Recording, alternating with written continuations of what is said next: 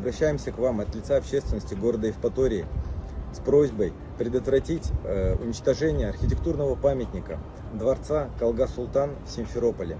Вопреки решению суда и возмущениям общественности на месте археологических изысканий в Симферополе предпринимателями проводится строительство гостиничного комплекса.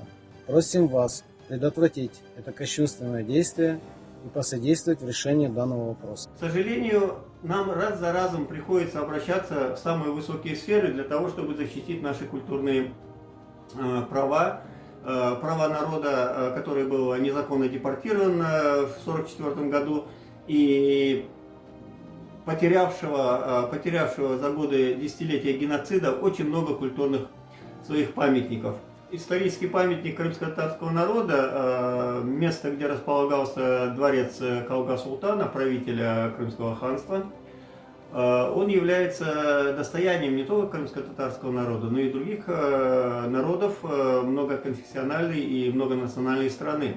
Я участвую во флешмобе «Давайте сохраним Калга-Султан», ведь на данный момент там сейчас проводится застройка, и мы не хотим, чтобы памятник крымской культуры просто так исчез. Так же, как и многие другие мусульмане, выступаю против застройки территории бывшего дворца Калга-Султана в городе Симферополь.